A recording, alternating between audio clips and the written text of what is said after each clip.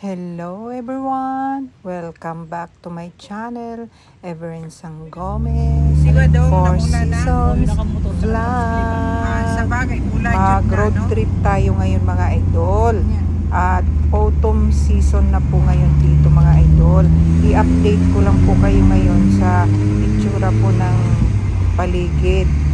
Maganda na po tignan ang kabundukan mga idol dahil po ay ang mga puno po ay iba-iba po ang kulay. Bago po maglalagas, mag-iba-iba po ang kulay ng mga puno po mga idol. Ganito na po ang kaganapan dito mga idol. Kaya ang ganda na po tignan ng bundok. Mga next week po siguro mga idol, talagang napakaganda na po. Ngayon maganda na nga po sa paningin ko po Dito po sa tulay na ito mga idol, dito po yung Tashiro Park, Tashiro Coin po mga idol. Diyan po kami nagka-camping po minsan. Ang plano namin ngayong araw na ito mga idol ay pupunta po sa Auni Auto Camp at mag-pongsing lang po kami doon mga idol. Bago po tayo pupunta doon, stop over po muna tayo dito mga idol sa Hattori Farm. Tapos po, lalagpasan daw po muna natin ang Auni Auto Camp kasi po ay pupunta po tayo sa Yamana Kako. At doon daw po kami magla-lunch para po ay malayo-layo po ang tingin sa mga kabundukan po mga idol. Ang ganda po tignan dito ng dam mga idol kasi po ay naharangan po ako ng mga puno at saka itong bakod po mga idol. Sa Gamihara Aoyama daw po ang tawag dito sa lugar na ito mga idol. Napaka laking lake po. Ang ganda po, sana na may stopover pa dito mga idol kaso wala po akong nakikita po mga idol. Medyo malayo-layo pa siguro kaya puro takbo lang po muna tayo dito mga idol at titingin-tingin lang po. Medyo malayo-layo na po ang natakbo natin mga idol pero nakikita pa rin po natin yung tugtog ng lake. Malawak pala ito na lake mga idol. Maganda sana kung meron dito na sasakyan na malaking bangka mga idol para matutur dito sa lake na ito. Nadaanan namin yung parking area po doon sa may lake mga idol. Kaso po ay puno, napakadami pong tao at linggo po kasi itong naming pinuntahan. Kaya pagka linggo po ay talagang ang hirap po makakuha po ng parking. Malapit-lapit na po tayo sa Yamana Kako mga idol.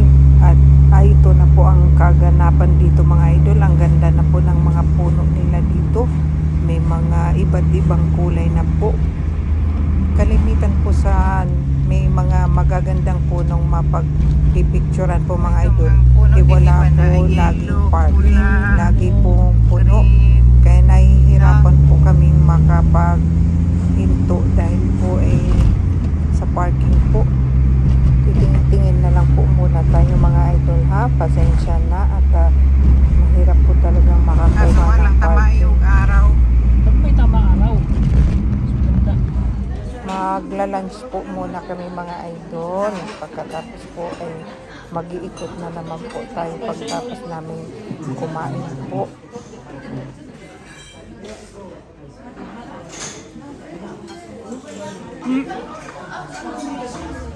Ayan na, nakakuha din po tayo ng parking mga idol.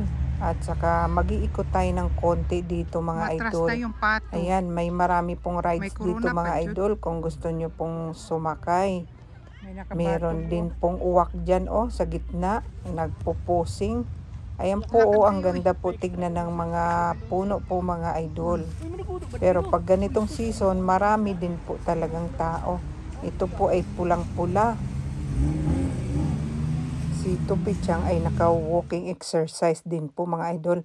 At nakikita din po dito ang Mount Fuji mga idol.